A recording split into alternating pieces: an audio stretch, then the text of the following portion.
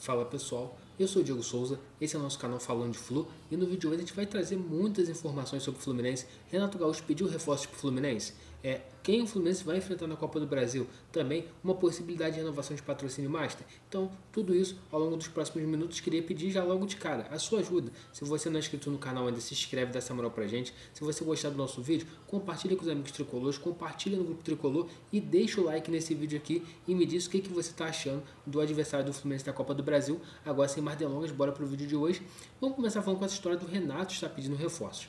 Desde que o Renato chegou no Fluminense, tem uma grande conversa falando que o Renato Gaúcho pediu reforços. Só que eu não tinha visto ninguém falando muito sobre isso. Só que ontem eu acho que o Leandro Quintela postou lá no Resenha Tricolor. Hoje também o Vitor Lessa, a gente pediu alguns reforços para o Fluminense, para a diretoria do Fluminense, só que ele está bem pés no chão relacionado a isso, porque ele sabe que o Fluminense não tem dinheiro para contratar jogadores agora. Também a janela de transferências fecha agora na próxima sexta-feira, essa janela que você pode contratar jogadores que fizeram parte dos campeonatos estaduais, então ele sabe que vai ter uma dificuldade muito grande para contratar até o Super Mundial. Claro que na janela do meio do ano, provavelmente, a gente deve ter a chegada de um outro jogador e ele vê a necessidade de reforçar as laterais, os zagueiros, ter um atacante, uma contratação de um atacante. Então, mais ou menos é isso que o Renato Gaúcho pensa. Só que quando ele foi contratado pelo Fluminense, também foi deixado bem claro para ele que talvez o time não ia conseguir avançar em contratações neste momento. Então, muito provavelmente, o Fluminense deve seguir com o elenco que está, porque contratar agora, o que é a dificuldade de você contratar agora? Você teria que buscar algum jogador que participou do estadual.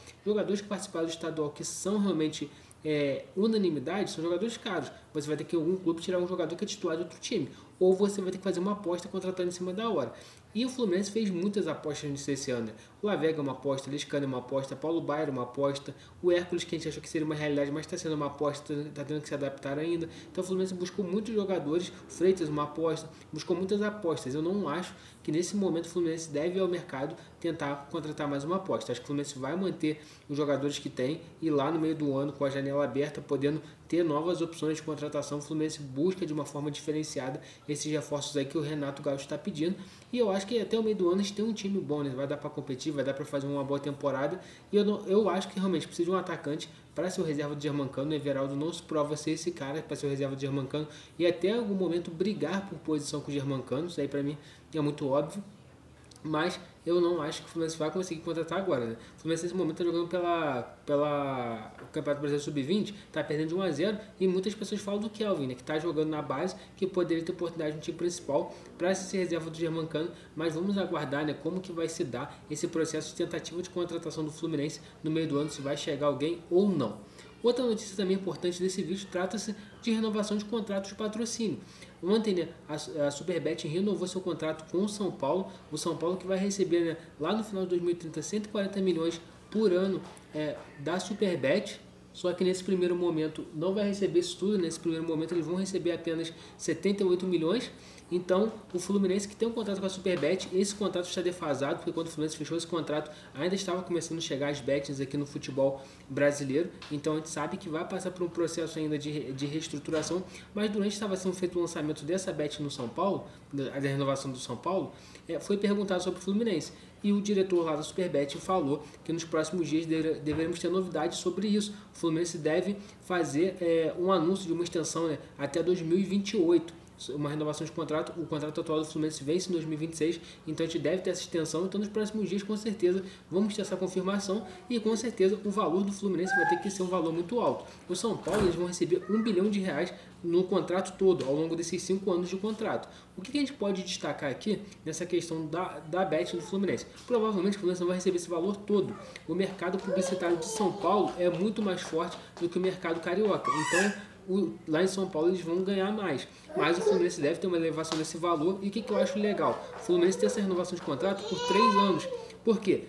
Como teve um boom das bets, pode ser que aumente ainda mais esse faturamento com alguns anos. Então você fechar um contrato de 5 anos, é um contrato muito longo. Um contrato de 3 anos vai dar uma tranquilidade para o Fluminense poder trabalhar e conseguir lucrar, né, nesses próximos 3 anos um valor ali na casa de 100 milhões de reais por ano. Isso aí já ajudaria a montar um time, né, de 2026, 2027, 2028 e tranquilamente, sem maiores problemas. E para estar fechando esse vídeo, agora a gente vai falar sobre o adversário do Fluminense na Copa do Brasil. Na tarde dessa quarta-feira teve o sorteio e o Fluminense vai enfrentar o time da Aparecidense, time lá de Goiânia. E é um time, né, muito acessível para o Fluminense. Eles vão jogar a Série D do Campeonato Brasileiro desse ano, mas a temporada inicial deles não foram boas. Quando a gente pega aqui para dar uma olhada na classificação da Aparecidense no Campeonato Goiano, eles terminaram em 10º campeonato no Campeonato Goiano. De 12 eles terminaram em 10º, então a gente vê que é um time realmente muito fraco, frágil, e o Fluminense tem uma obrigação de passar, né? No momento que eu gravo esse vídeo, eles ainda estão sorteando a questão do mando de campo. Se o primeiro jogo vai ser aqui ou se o primeiro jogo vai ser lá em Goiânia. Mas, de fato, dos adversários ali que o Fluminense poderia enfrentar, é um dos adversários mais tranquilos que tem e também uma logística até um pouco facilitada, né? Goiás é uma distância próxima. O Fluminense poderia, por exemplo, pegar adversários do Maranhão, pegar adversários de um lugar bem mais distante. E só para poder trazer aqui, não estou sorteando ainda os mandos, pensei que já tinha atualizado ali. Então o Fluminense vai ter um jogo de Copa do Brasil, muito provavelmente no dia 30, o dia 30 é o primeiro jogo, e o outro jogo acho que é na semana seguinte, onde tem uma acessibilidade muito boa ali para conseguir passar de fase e sem se desgastar muito na questão da viagem. Dá até depois de vencer o primeiro jogo, né, vai ser jogo de ida e volta, vencendo bem, poder até fazer alguns testes nesse segundo jogo, mas realmente nesse sorteio o Fluminense se deu muito bem.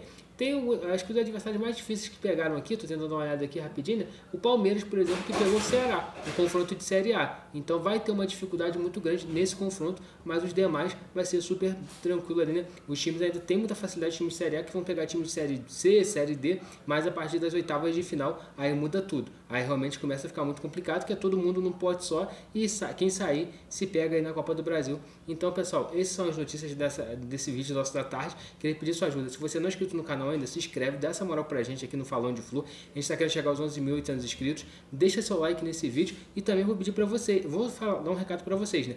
Em breve vamos estar lançando nosso clube de membros aqui no Falando de Flu. Então, se você quiser participar, são valores super acessíveis e você vai ajudar muito o Falando de Flu. Então, até o final dessa semana ainda nós já teremos o clube de membros ativo aqui no Falando de Flu. Então, você que puder dar uma moral, já ir se organizando aí para poder fazer parte disso aí, vai ser muito bom pra gente. Então, pessoal, esse é o vídeo de hoje.